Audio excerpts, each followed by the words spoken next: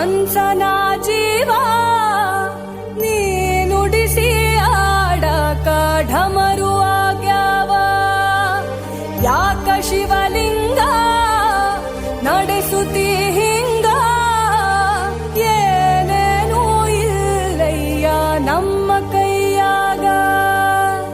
ಎಡವಿಸಿ ತಾಳ ಉರುಳಿಸಿ ದಾಳ ನಡೆಸಿದಿ